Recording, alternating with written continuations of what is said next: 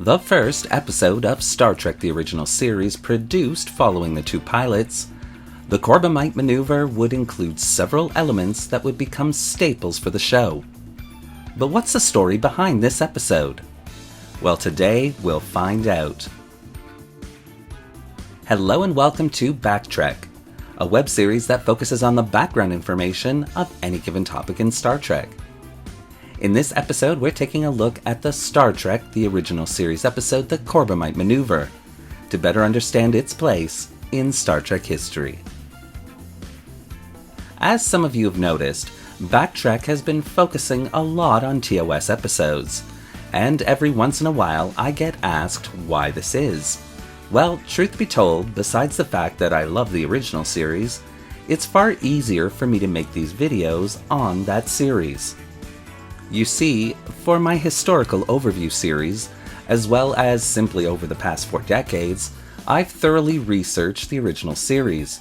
So when it comes to writing about these gems, a lot of the information I require, I already know. Or I have the reference material already and know exactly where to look to find the information I need. Other Star Trek series take far longer to research, as I have to buy the material I need, then read or watch the material while making notes, then cross-referencing those stacks of notes against each other before I can even begin writing the episode. Hence the long wait you're having for my next part of the historical overview on Star Trek Deep Space Nine Season 1. The Corbomite Maneuver from TOS is not my favorite episode by any stretch of anyone's imagination, but for me it's certainly up there. This was actually the first produced episode of the series, but when the powers that be were deciding which episode to air as the premiere episode, well, it was felt that the Corbomite Maneuver would simply not show off what the show was really all about. And so naturally, they chose the Man Trap as the premiere instead. The Corbomite Maneuver was also an ever-evolving story, as many of the Trek elements that we have come to know and love were being added even during the filming of this episode. The final draft of the story, as a result, bore little resemblance to what we actually got to see on screen. The character of Uhura, for example, did not exist in the final draft, with Nichelle Nichols being shoehorned into the story as the Enterprise's comm officer at the last minute. It was Bailey who was to have sat at Uhura's station, echoing the hailing frequencies open lines, while a lieutenant named Ken Easton would have been the ship's navigator. Many of the great bits of the story would also be missing. There was no flypaper commentary, no chess or poker comparisons. In fact, as originally written, Kirk would have just come up with the Corbomite bluff right out of the blue.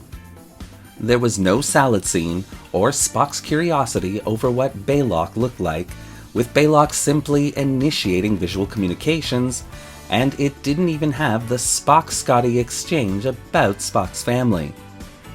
As a result of these constant changing scenes and dialogue, and the story as a whole, the production team for this series was actually really worried that in the end, the episode wouldn't fit together, let alone make any sense at all. Of course though, their fears were all for naught, and the episode ended up really well done thanks to all those changes. A little bit of Trek trivia for you all here is in regards to a filmed clip of Sulu at the helm. A reaction shot of George Takei in which he turns around and looks at Kirk was filmed for this episode. And in turn, that same reaction shot would be reused in dozens of future episodes whenever something strange appeared on the view screen. The Corbomite Maneuver was written by Jerry Saul. Jerry started out his career as a ghostwriter, even secretly writing episodes of The Twilight Zone for Charles Beaumont. He would go on to write the stories for 2 other Star Trek episodes, This Side of Paradise and Whom Gods Destroy. Joseph Sargent would be brought on board as director for this first official outing into the Star Trek universe. He was a prolific director, actually starting his career in film as an actor in the movie From Here to Eternity.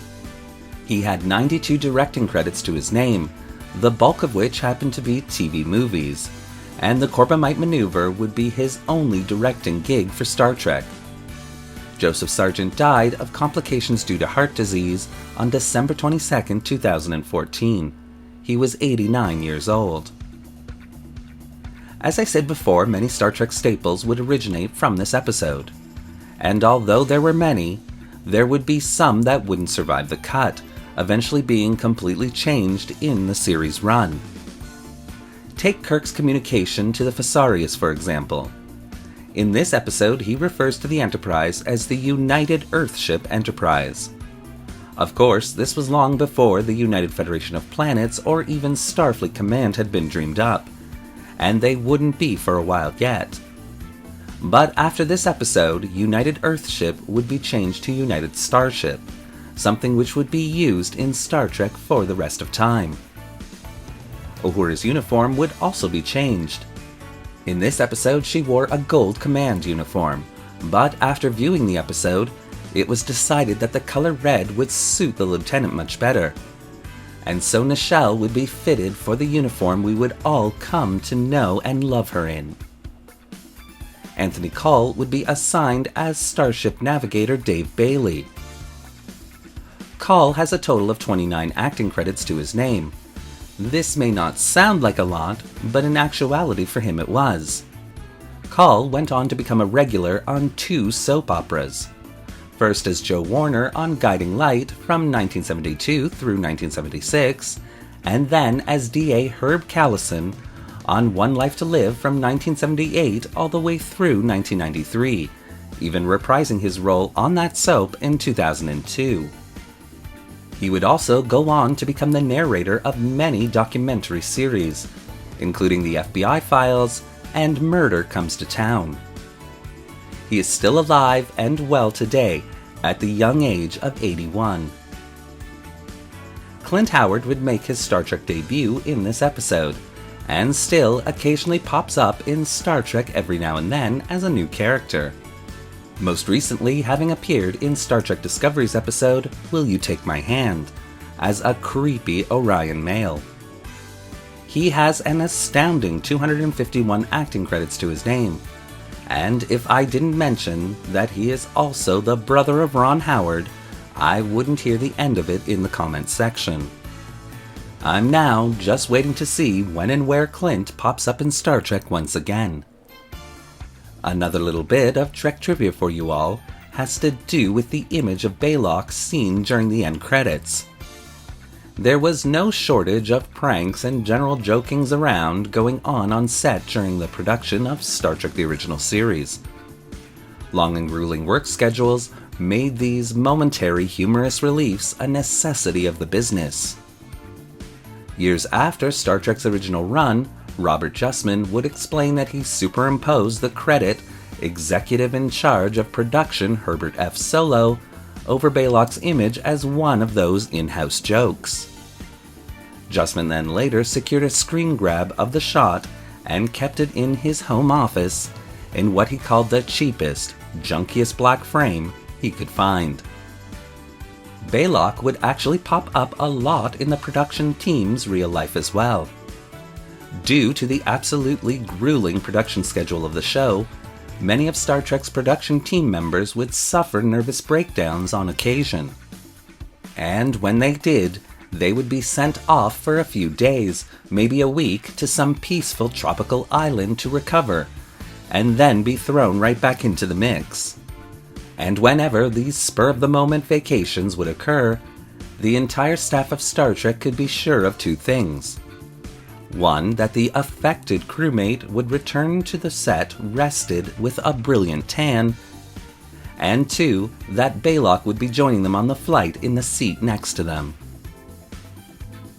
Although the script instructed Leonard Nimoy to emote a fearful reaction upon his first sight of the Baylock puppet, director Joseph Sargent suggested to Nimoy that he ignore what the script called for, and instead simply react with a single word: fascinating.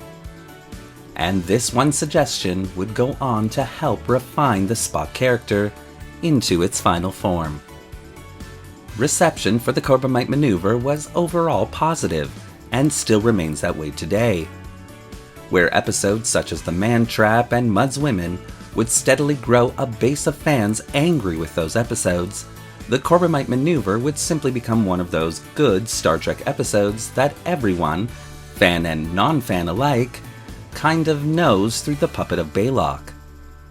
And most of all, the Corbomite Maneuver proved the powers that be were really wrong about Star Trek, showing the world of fandom that a bottle show, a show filmed entirely on sets of the starship that were already constructed, can be more exciting than some shows that have large explosions and aliens of the week, thus earning this classic Star Trek episode its place in Star Trek history. Sir, contact with an object. It's moving toward us. Captain's log, stardate 1512.2. The Enterprise and crew are held captive by a strange alien vessel. Base of maneuvers, Mr. Sulu. Object changing direction too, sir. Keeps coming at us. It's blocking the way. Regretfully, your ship must be destroyed. We grant you 1 minute. What are you all out of your minds? End of what? It's the end of everything. What are you, robots? Wound up toy soldiers? Don't you know when you're dying? No time for you, your theories, your quaint philosophies. I intend to challenge your actions and my medical records. I'll state that I warned you about Bailey's condition. Now, that's no bluff. Anytime you can bluff me, Doctor. 6, 5, 4, 3, 2, 1. Thank you for watching today's episode of Backtrek. What do you think of the Corbomite Maneuver? Would you rate it as one of Star Trek the Original Series' best Trek outings? Well, leave your comments in the section below. And don't forget to like the video and subscribe to the channel, hitting that little bell icon so you won't miss a single video we release. Also, as a follow-up, tomorrow there will be a special presentation of the Star Trek Insights documentary snippets for the Corbomite Maneuver that went along with the Sci-Fi Network's airing of this episode from the original series, so be sure to check that out. Want to help the channel test humanity's true intentions? Then consider becoming a channel patron. The link to our Patreon account is in the description below. Thanks again for watching. Live long and prosper.